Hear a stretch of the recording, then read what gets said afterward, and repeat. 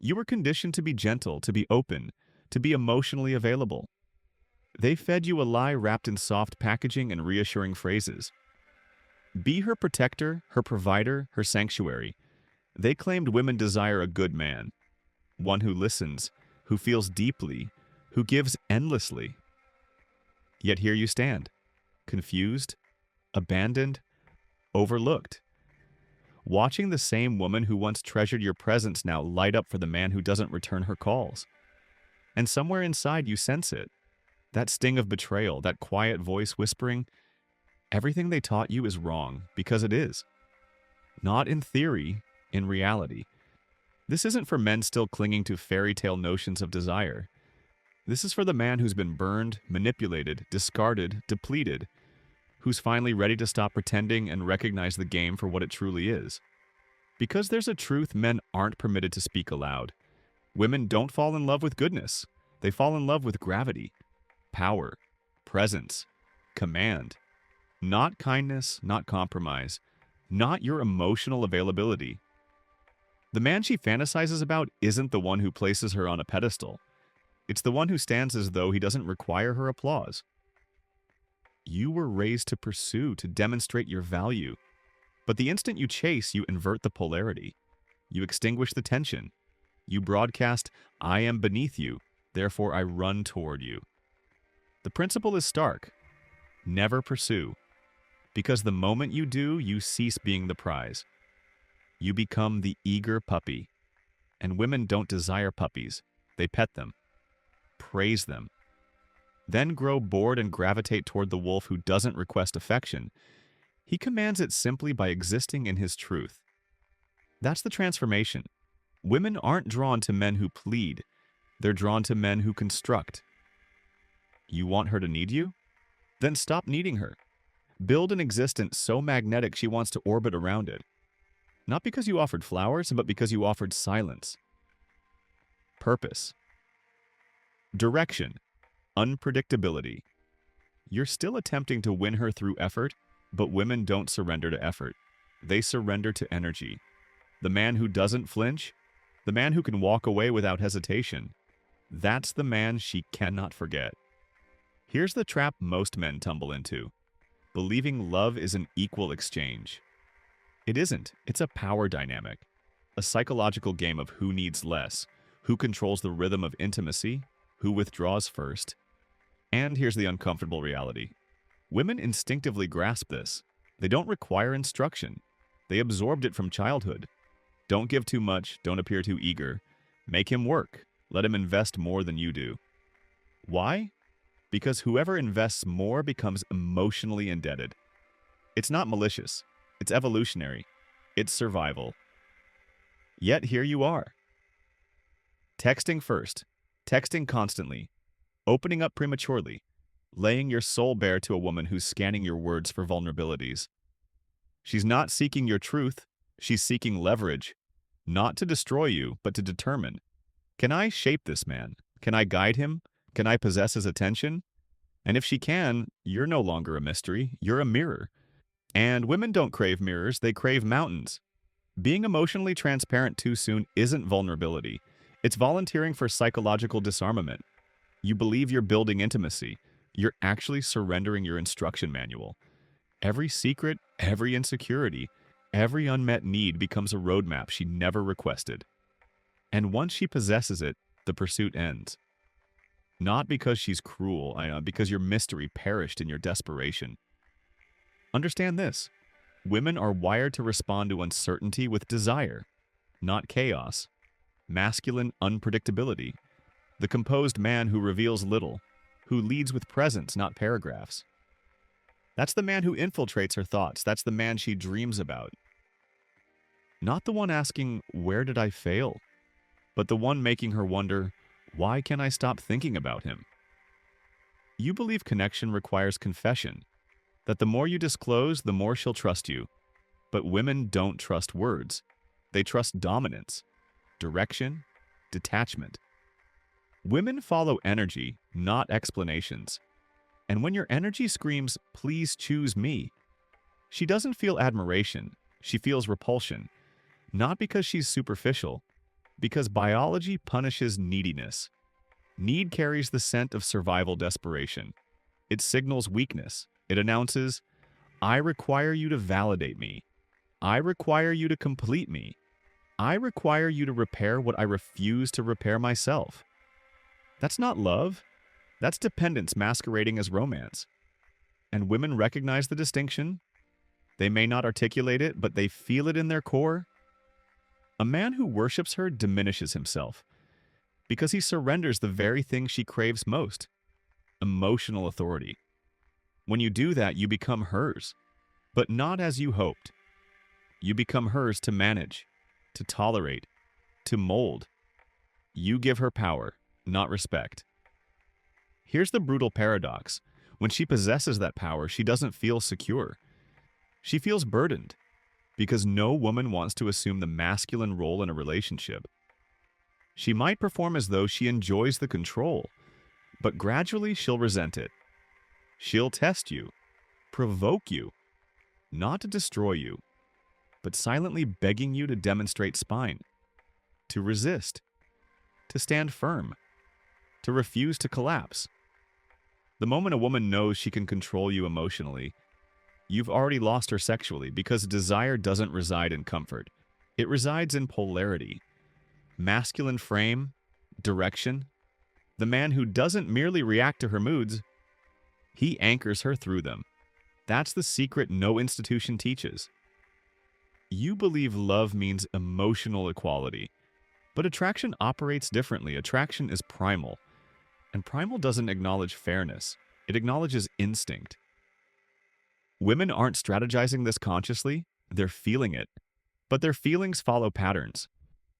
She tests to verify your strength, she withdraws to measure your pull, she pushes boundaries not to demolish them, but to confirm they're real, that they'll hold under pressure, that you'll hold under pressure. You believe you're being punished, you're not. You're being evaluated.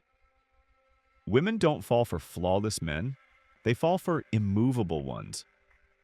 The man so grounded in himself, so unbothered by her beauty, so unmoved by her emotional weather, that she experiences something rare, masculine security.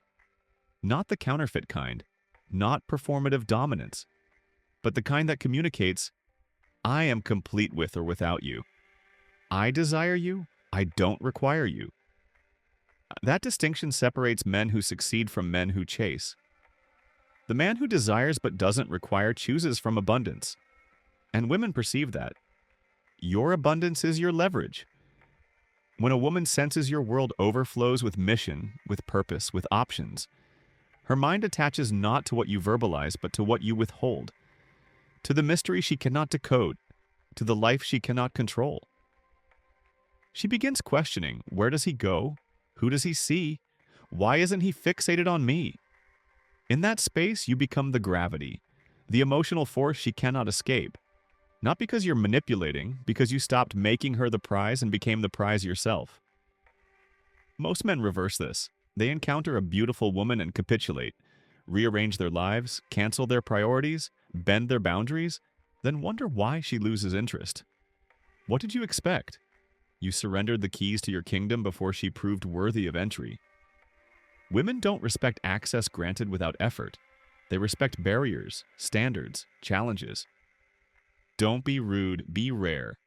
Rare in your silence, rare in your availability, rare in your need for emotional reassurance. When you become the man who doesn't need to speak to be heard, you become indelible. Women have experienced attention. They've received compliments.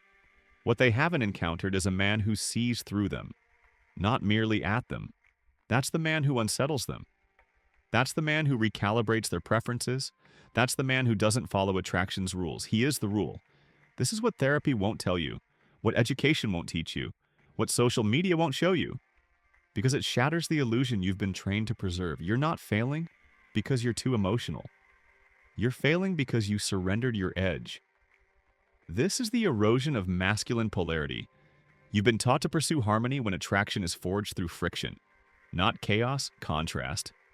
She is emotion. You are logic. She is fluid. You are fixed. She is the wave. you are the rock. The instant you mirror her softness, you vanish into her frame. She becomes the masculine force by default, and no woman desires intimacy with what feels like her emotional twin. She doesn't want to hold you. She wants to feel held by you. That doesn't emerge from crying on her shoulder. That emerges from knowing exactly who you are without her. Women don't want your soul. They want your center. They want to feel your axis unshaken, especially when they attempt to shake it. And make no mistake, she will, not from hatred, because her instinct demands verification. Is your confidence authentic? Do your words have roots? Can your masculinity withstand her chaos without crumbling? Every complaint, every silence, every emotional oscillation. It's an examination. You believe you're being punished, so you respond with appeasement. But appeasement is desire's executioner. She doesn't want a yes man. She wants a hell no man. A man who declares, this is where I draw the line. Not through aggression, through presence, through power that needn't raise its voice to be heard. Women remember those men, not because they were perfect, because they were clear. Here's what most men refuse to accept. She doesn't want to lead. She'll pretend she does because contemporary culture insisted she should. But the moment you permit her to lead, attraction evaporates. She doesn't want to steer the relationship. She wants to sense your direction, even when she resists it. Because at the deepest level, feminine energy doesn't desire control. It desires surrender. But it cannot surrender to a man without structure, without standards, who bends the moment she expresses displeasure. The surgical truth, if you hand her the wheel, don't be surprised when she drives away. Not because she wanted to leave, because you provided no reason to stay. So what's the solution? What do you do with truth that feels more like assault than guidance? You stop pursuing approval. Stop leading with your wounds. Stop begging for acceptance through affection. Stop seeking in women what you were never taught to find within yourself. And you begin becoming the kind of man who doesn't require her to feel worthy. You construct, you sharpen, you expand. You create gravitational pull so potent, so deeply anchored in mission and movement, that women don't merely want proximity. They want to belong to the world you've built. Not because you demanded it, because you didn't. You demonstrated that your validation derives from results, not relationships. From vision, not validation. From clarity, not compliments. Here's the uncomfortable truth shoved in your face. Most romantic pain doesn't stem from her departure. It stems from realizing you possessed nothing outside of her. That your identity was constructed around being needed, being wanted. And when she walked, so did your sense of self. That's not her fault, that's yours. Because you made her the sun and forgot to become the sky. But here's the beauty within the brutality. Now you know. Now you perceive. Now you possess the choice. To stop performing, stop apologizing, stop surrendering your power to women in exchange for scraps of affection that only pacify you long enough to keep you docile. And here's the final truth. The one most men never reach because they're too occupied blaming women, too bitter, too fractured. Women are not the problem. Your illusion of them is. Because the moment you stop requiring her to complete you, you become complete. Not in spiritual abstraction, in fire-forged reality. When you reclaim your center, when you detach with presence, when you lead without explanation, when you learn to say no without guilt and yes without fear, you become formidable. Not reckless, not cruel, undeniably free. So here's your mandate. Not to despise women, not to manipulate them, but to stop being manipulated by your own fantasies, to stop hemorrhaging your worth into their hands and wondering why you feel hollow. Approach this not as seduction tactics, but as warfare strategy, a blueprint to psychological sovereignty. Then embody it. Walk like a man who doesn't chase. Speak like a man who doesn't fear silence. Love like a man who doesn't beg. That's when you stop being forgettable. That's when the game concludes, because the man who doesn't need to be chosen is the man she cannot forget. And that is how you win.